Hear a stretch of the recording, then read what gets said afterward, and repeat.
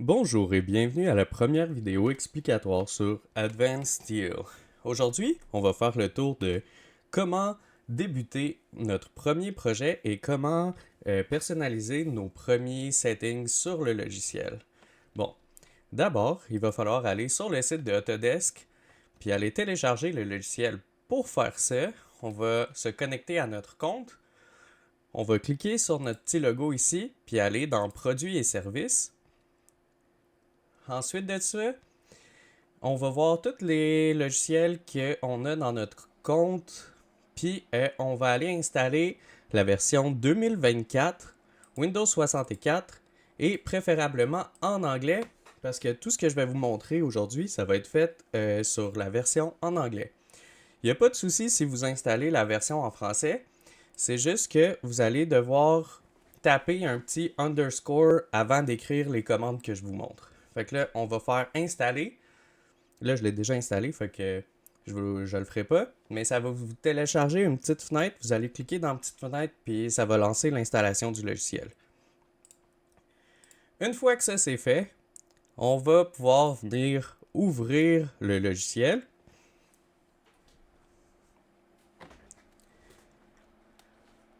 Puis la première fois que vous allez ouvrir le logiciel, là, ça va vous demander de choisir une configuration, puis vous allez pouvoir choisir la configuration USA pour la configuration aux États-Unis. Ici, on est au Canada, fait qu'on utilise quand même une configuration très similaire. Là, si vous êtes en Europe, ça se peut qu'il va falloir que vous choisissiez une configuration un petit peu différente là, pour avoir vos profilés et tout ça, mais vous serez capable de suivre la majorité de ce que je vous montre quand même. Pour commencer un projet Advanced Steel, dans le fond, ça va être important de venir ici puis de ouvrir un template qui existe déjà. Parce que si on ouvre un dessin vide, ben là, il n'y aura pas ni les bons layers, il n'y aura pas ni les bonnes couches, ni les bons éléments déjà présents dans le dossier. Fait qu'on va quand même être capable de modéliser, mais on ne sera pas capable de modéliser tout comme que c'était prévu par Autodesk ou par Greatech dans le temps. Fait que là, ce qu'on va faire, c'est que si on veut travailler dans un modèle métrique, on va venir ouvrir le petit template avec millimètres ici. Si on veut venir travailler en pied-pouce, on va ouvrir le petit AS template sans le petit millimètre. Fait que là, nous, on va y aller en millimètres pour cette fois-ci. On va cliquer là-dessus. Si vous ne le voyez pas, là, petite seconde. Si vous ne le voyez pas, là, ça se peut qu'il va falloir que vous ayez dans Browse Templates. Puis là, à ce moment-là, vous allez avoir le choix ici. Ensuite de ça, bon, une fois qu'on a ouvert notre dessin, là, ça se peut que vous, ça ressemble pas exactement à comment moi ça ressemble. Je vais juste tout fermer ça ici. Ça risque d'être quand même très vide comme ça, là. Là, pour afficher tous les outils qu'on va avoir besoin, premièrement, on va aller à gauche ici. Puis, on va juste cliquer sur le petit piton ici qui s'appelle Project Explorer. Puis là, ça va nous ouvrir une petite fenêtre. Je sais pas où est-ce que ça l'ouvre, mais moi, généralement, je la mets à gauche pour m'aider à voir toutes mes vues, tous mes groupes, un petit peu m'aider avec l'organisation de mon projet. Ensuite de ça, l'autre chose qui est vraiment importante, c'est le Advanced Steel Tool Palette ici. Ça, c'est les outils qu'on va utiliser tout le temps sur Advanced Steel. C'est les outils dédiés pour faire la modélisation. Ensuite de ça, pour l'instant, ça va aller. Là, on n'a pas besoin d'ouvrir grand-chose pour débuter. On va juste faire une coupe de petits checks sur quelques paramètres qu'on a dans Advanced Steel. Puis là, il faut tenir en compte que Advanced Steel, c'est un logiciel qui est comme un plugin sur AutoCAD. Fait que c'est un petit peu la même configuration que AutoCAD, mais par-dessus, on va venir créer des objets qui sont pas des objets AutoCAD, qui sont des objets Advanced Steel, qui sont des objets intelligents. Fait que là, ces objets-là, il va falloir les manipuler avec un petit peu plus de précaution en utilisant les commandes Advanced Steel, parce que si on utilise les commandes AutoCAD, ça va faire des trucs un petit peu spéciaux. Premièrement, on va aller checker ici en bas à droite, là, dans notre menu, Je sais pas combien de vous sont familiers avec AutoCAD déjà, mais on a la fonction orthopolaire. Ça, dans le fond, là, c'est quand on vient tracer des trucs, là, ça va comme nous créer une ligne droite à 90 ou à 45 si on choisit. Dans le fond, ortho, ce qu'il fait, c'est que il va nous forcer à être à 90 degrés. Puis polaire, ce qu'il va faire, lui, c'est que il va nous suggérer, genre, quand on s'approche de la ligne droite, là, de 0 ou 90 degrés, il va créer une petite ligne verte. Puis là, on va pouvoir piquer sur la petite ligne verte puis être sûr qu'on est bien droit. Le mien, moi, je l'utilise sur polaire puis je le laisse à 45 degrés. Fait que ça fait que si je veux tracer une ligne, ben je peux coller à 90 puis je peux aussi coller à 45 comme ça ici. Fait que ça, je laisse ça tout le temps comme ça. L'autre chose qui va être importante, c'est d'aller voir nos snaps ici. Là, je vais juste dessiner quelques petites affaires dans l'écran. Comme ça. Puis peut-être un petit cercle. Pour expliquer les snaps, c'est quoi. Les snaps, c'est la même chose que dans AutoCAD. La seule affaire, c'est que il y a 3 snaps de plus qu'il n'y a pas dans AutoCAD. Le premier, là, c'est relatif aux éléments d'acier, dans le fond, qu'on va venir modéliser plus tard. Puis ça permet de prendre le milieu des éléments d'acier, qui est quand même très important. Fait qu'on on va le laisser activer. Le deuxième, ça va permettre de venir snapper sur les intersections d'axes. Puis le troisième, lui, ce qu'il va faire, c'est qu'une fois qu'on va faire des dessins puis qu'on va mettre des mesures manuellement sur les dessins, ça va faire en sorte que ces mesures-là, ils vont rester quand on va modifier nos dessins. Bon, là, je parle de ça, mais je pense que je n'ai pas expliqué c'est quoi les snaps. Les snaps, là, c'est simplement des petits outils que, aussitôt qu'on se rapproche de, mettons, la fin d'un élément, il va comme nous mettre une petite boîte verte, puis ça fait en sorte que on peut cliquer sur l'intersection, puis c'est exactement l'intersection qu'on a pognée, là, c'est pas à côté. Là, on peut choisir quels éléments géométriques on veut utiliser les snaps pour. Je vous recommande de quand même jouer un petit peu avec. Là. Vous pouvez faire le tour un petit peu. Je vais faire le tour généralement pour ceux qu'on utilise le plus. Endpoint, ça c'est la fin d'une ligne. Midpoint, c'est le milieu. Center, c'est le centre. Geometric Center, ça c'est mettons qu'on aurait une sphère puis on veut prendre le centre de cette sphère-là ou le centre d'un rectangle, quelque chose comme ça. Node, c'est plus si on a un nœud ou si on a, mettons, un bloc que genre il y a un point d'insertion, on va être capable de snapper sur le point d'insertion. Cadran, ça c'est moins courant, là. C'est plus quand on a des cercles ou des trucs comme ça. Intersection, on peut le cocher aussi. Extension, ça dans le fond, c'est mettons là, qu'on a une ligne puis qu'on aimerait ça, on aimerait ça venir la prolonger. Mais à ce moment-là, on va venir mettre notre souris comme une seconde, puis là, il va se créer une petite croix, puis on va pouvoir, ça va nous créer une genre de ligne parallèle qu'on peut snapper dessus. Fait que là, on peut comme vraiment créer une ligne parallèle à celle-là connectée dessus. Oups. Ensuite de ça, tangent, ça serait tangent à un cercle. Perpendiculaire, c'est 2 lignes perpendiculaires. Nearest, là. OK. Nearest, là, je sais pas pourquoi, mais ça devrait pas exister, OK? Nearest, ça veut dire proche de. Ça veut dire que ça va cliquer proche de où est-ce qu'on a une ligne. Mais nous, ce qu'on veut, là, c'est qu'on veut être précis. On veut pas cliquer proche de. On veut cliquer dessus. Fait que lui, là, il devrait pas exister. Vous devez tout le temps le décocher, là. C'est vraiment important. Apparente intersection, ça, là, c'est quand que, mettons, on est en 3D, puis là, il y a 2 lignes devant nous autres. Puis c'est des lignes qui se connectent pas, ils se touchent pas, mais dans notre écran, on le voit, on voit comme qu'ils se touchent. Mettons, je peux vous le montrer de quoi ça a l'air, là. Tu sais, mettons, cette ligne-là, là, présentement, est genre, elle est en Z, ok? Elle est plus haute que le reste des affaires. Mais si on regarde comme ça. Ici, elle a de l'air de connecter sur l'autre ligne en dessous. Mais elle connecte pas réellement. Fait que là, si on snap là-dessus, ça va snapper soit sur celle du haut ou sur celle du bas. Puis c'est pas l'idéal. Nous, ce qu'on veut, c'est vraiment être précis. Fait que ce qu'on va faire, là, c'est qu'on va le décocher celle-là aussi. Ça peut être utile pour des gens qui font juste, mettons, du rendering, puis qui ont une caméra, puis qui veulent voir quelque chose avec un angle précis. Mais nous, on fait de la modélisation 3D. Puis ça va être important d'être précis dans les trois sens, pas juste dans celle qu'on voit. Fait que celle-là, on va le laisser décocher. Puis le dernier, c'est parallèle. Fait que ça, vous pouvez le cocher, le décocher, ça me dérange pas. On s'en sert vraiment très rarement. Là, ça arrive qu'on a besoin de celle-là. L'autre chose que je veux vous montrer, c'est le Tracking On. F11, on peut l'activer puis le désactiver.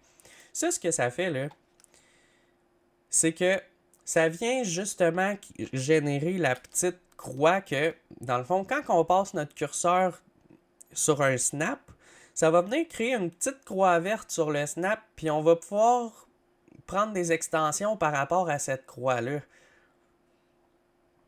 Puis ça, c'est quand même très utile quand on modélise puis quand on dessine. Fait que là, ça fait le tour des snaps. Ensuite de ça, en bas à droite, là, on va avoir les menus d'AutoCAD Basic qu'on va pouvoir toujours avoir accès à ces menus-là. Par contre, on va souvent être sur le menu AutoCAD. Ça va être très rare qu'on va avoir besoin d'utiliser les autres menus. Mais si vous avez à choisir, mettons, entre Advanced Steel et AutoCAD, choisissez Advanced Steel parce que vous en avez plus. Ça coûte similairement la même chose. Puis vous pouvez l'utiliser comme un AutoCAD quand même. C'est juste que vous avez des fonctionnalités de plus. Fait que là, on va continuer. Ensuite de ça, on va faire le tour de comment qu'on navigue dans AutoCAD. Ben, dans Advanced Steel, c'est un petit peu la même chose. Fait que premièrement, pour se déplacer, là, on peut zoomer. On peut, avec la roulette de la souris, on peut reculer la roulette, zoomer out, zoomer in, puis se déplacer. Là, ça va être important. Si, mettons, là, notre curseur est en bas à droite, puis on zoom out, mais ça zoome pas centré, ça va zoomer vis-à-vis notre curseur. Puis là, si on vient en haut à gauche, puis on zoome, mais là, on vient de perdre notre modèle. Fait que là, si on a perdu notre modèle, c'est simple. Il y a juste une petite chose qu'il faut faire, c'est un petit double-clic sur notre roulette. Puis là, ça va venir centrer tous les éléments dans notre modèle dans notre écran. Ensuite de ça, pour se déplacer de gauche à droite, de haut en bas, on va cliquer sur la roulette de notre souris. Ça, c'est le bouton du milieu avec la roue qui tourne. Puis là, on peut déplacer gauche-droite au bas.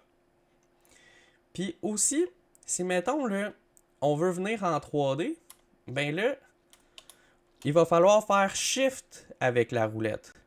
Puis là, si on fait Shift avec la roulette, là, on va être capable de venir se déplacer en 3D. Puis c'est vraiment aussi simple que ça, se déplacer en 3D dans le modèle. Ensuite de ça, bon, là, il y a des modes de comment est-ce qu'on va voir notre modèle. Ça va être peut-être un petit peu pertinent plus tard, mais mettons qu'on se dessine rapidement là, un petit élément d'acier. Ça pourrait être, mettons, une colonne ici, comme ça. Oh boy. Mes éléments étaient petits, hein? Fait que, ok, bon. Là, on s'est dessiné une petite colonne.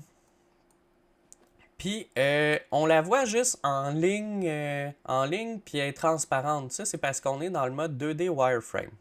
Ce que je vous recommande, là, ça serait 90% du temps utiliser le mode Shaded. Puis Shaded, il va venir comme nous le remplir, puis montrer que c'est vraiment un élément en 3D. Fait que là, les modes les plus utilisés, là, je vous dirais, c'est vraiment Shaded. 2D Wireframe, ça, on vient des fois l'utiliser quand on a plein d'affaires une par-dessus l'autre puis qu'on n'est pas bien capable de voir qu'est-ce qu'on fait. Ou des fois, X-Ray aussi, ça peut... on peut venir s'en servir parce que ça rend comme les éléments un petit peu transparents puis on est capable de voir au travers. Puis l'autre mode qu'on utilise, c'est le mode Hidden. Puis ça, ce que ça fait, c'est que on voit pas les lignes cachées en arrière. Regardez la différence entre 2D wireframe. Là, ici, on voit les lignes des éléments, des arêtes de l'autre bord, tandis que quand on le met sur Hidden, on les voit plus. Ça reste quand même très léger pour notre carte graphique, mais on les voit plus. Puis ensuite de ça, je vais juste revenir sur Shaded. Bon, la prochaine affaire, c'est qu'il y a quelques petites settings que c'est des settings AutoCAD qu'on peut aller changer pour nous faciliter un petit peu la vie, puis genre accélérer notre workflow, fait qu'accélérer comment qu'on travaille, la vitesse de notre travail. Pour faire ça, on va aller dans les options. Il y a plusieurs façons d'aller dans les options AutoCAD. La première façon, c'est d'aller cliquer sur le petit logo en haut à gauche, puis de cliquer sur Options ici. L'autre façon, ça serait simplement de faire OP sur notre clavier. Puis là, si vous l'avez installé en français, je pense que ça va être underscore OP. Fait que vous allez rentrer underscore. Là, vous voyez le texte ici. Puis vous rentrez OP. Ça va faire la même chose. Puis on fait Enter ou espace. Puis vous allez ouvrir les options ici. Là, on va commencer par aller dans User Preference. Là, si c'est en français, il va falloir que vous trouviez un petit peu c'est lequel onglet. Puis on va aller sur Right Click Customization. Puis on va venir cocher ici le premier truc qui s'appelle Turn One Time Sensitivity Right Click. Ça, ce que ça fait là, c'est que si on fait juste cliquer rapidement sur notre bouton de droite, ça va venir faire la même chose que Enter. Fait qu'on n'aura pas besoin de déplacer notre main entre la souris et le clavier à chaque fois. On va pouvoir juste faire clic droit sur notre souris, puis ça va faire comme si on cliquait sur Enter. Fait que là, on va activer ça. Le nombre ici, là, en millisecondes, là, ça détermine combien long il faut que le clic soit. Fait que là, si on veut un clic droit, ça va être en bas d'un quart de seconde. Puis si on garde le clic enfoncé plus longtemps qu'un quart de seconde, il va venir nous donner notre menu contextuel. Fait que là, on va faire Apply and Close, je vais vous montrer ça. Dans le fond, là, si mettons je veux bouger mon élément ici, puis là je fais clic droit, il va le bouger tout de suite. Si par exemple, je refais la même chose, puis là je clique plus qu'un quart de seconde, il va ouvrir le petit menu contextuel ici dans cette commande-là. Bon, si on revient dans nos options, si on va dans Drafting, ça je vous recommande de le faire ça, là, puis vous allez dans Couleur, puis vous allez ici, peu importe quelle perspective vous utilisez, là, vous allez aller dans Uniform Background. Puis là, vous autres, quand vous avez installé le logiciel, là, il est très probablement genre d'une couleur grisâtre comme ça, là, gris foncé. Je vous recommande de le mettre noir parce que c'est vraiment plus facile pour vos yeux. Dans le fond, ce que ça vient changer, là, c'est le fond d'écran de quand on travaille, là, il vient vraiment le mettre noir. Fait qu'il n'y a pas de lumière dans nos yeux. Fait que c'est vraiment plus facile si vous faites des longues journées au travail là, devant l'écran. Noir, c'est vraiment la couleur la plus facile sur les yeux. Donc là, on fait Apply and Close. Ensuite de ça, on va aller dans Sélection ici. Bon. Sélection, là. Il y a plusieurs affaires qu'on peut faire avec ça. Bon. Premièrement, on va aller ici, le Window Selection Method. Je vais vous expliquer ça. Dans le fond, il y a plusieurs façons de sélectionner des objets dans Advanced Steel. C'est un peu comme c'est vraiment pareil que dans AutoCAD, là. On peut faire des fenêtres de sélection, gauche à droite, ils sont bleus. Puis ça fait en sorte que tout ce qui est dans la fenêtre de sélection bleue va être sélectionné. Si on sélectionne de droite vers la gauche, là, la fenêtre de sélection est plus bleue, elle est verte. Puis ça, ce que ça veut dire, c'est que tous les éléments qui sont touchés par la boîte de sélection vont être sélectionnés. Fait que là, mettons que je sélectionne, puis ma colonne, là, elle touche à peine à ma boîte verte. Bien, vu qu'elle touche quand même, elle va être sélectionnée. Tandis que si je vais de gauche à droite, puis que je touche à peine, elle ne sera pas sélectionnée. Il faut qu'elle soit entièrement dedans. Puis là, la sélection, il y a plusieurs façons de venir déterminer comment que ça va être sélectionné. Premièrement, on peut faire click and click, ok? Ça veut dire on clique au début de notre boîte, on clique à la fin de notre boîte. L'affaire avec ça, c'est que c'est 2 fois plus long que press and drag, qui est juste on clique, on lâche pas, puis on lâche quand on a fini de sélectionner. Ok? Ça, c'est la méthode que moi je préfère. Vous autres, vous pouvez décider quelle méthode vous préférez. C'est juste que quand vous en faites longtemps, rapidement, c'est la méthode qui va le mieux parce qu'elle est plus rapide. Sinon, vous faites le double du clic. L'autre chose, on a un piton ici qui permet de faire le lasso. Le lasso, là, c'est comme... C'est si on clique puis on lâche pas, ben on va pouvoir venir faire des shapes bizarres. Là, les jeunes de nos jours, des fois, ils se servent de ça, puis ça a l'air de bien aller. Moi, j'avais pas ça dans mon temps, fait que je m'en sers pas, puis je trouve que c'est plus du trouble qu'autre chose, fait que je l'utilise pas. L'autre affaire, c'est Allow Press and Drag on Object. Là, si on a ça, puis on a un objet sélectionné, on peut cliquer puis déplacer l'objet. Mais ça, là, c'est vraiment dangereux parce que quand on a un modèle, puis des fois on a des trucs de sélectionner qu'on sait pas, puis là on fait ça là, sans s'en rendre compte, ben notre modèle il vient d'avoir plein d'erreurs. Fait que je vous recommande fortement de décocher celui-là. Une autre commande que je vais vous montrer, en anglais, il va falloir que vous l'écriviez avec... excusez, en français, là, ceux qui ont la version en français, il va falloir que vous l'écriviez avec un underscore. Ça s'appelle Selection Preview. Puis là, si on rentre là-dedans, le mien est à 0, mais le vôtre il est probablement à 3, ok? Fait que là, ce que ça fait, là, c'est que si notre curseur il passe au-dessus d'un élément, l'élément va venir bleu, va venir comme semi-sélectionné, juste pour nous dire au-dessus de quel élément qu'on est. Puis là, si on clique, ça va le sélectionner. Mais ça, là, c'est quand même très exigeant pour la carte graphique quand on a un gros modèle puis on fait juste passer sa souris dessus, là, il capote un petit peu. Fait que ce qu'on va faire, c'est que on va retourner dans Selection Preview. Puis là, au lieu de le mettre à 3, on va le mettre à 0. Nous, ce qu'on veut, c'est que quand on clique, c'est là que ça le sélectionne. Puis on veut pas d'artefact visuel là, quand on fait juste passer notre souris par-dessus. Bon, prochaine affaire. On va retourner dans les options, on va voir si on a fait le tour. Ok, ici, là, il y a des petites boîtes qui nous permettent de venir changer la version de nos curseurs puis de nos snap points.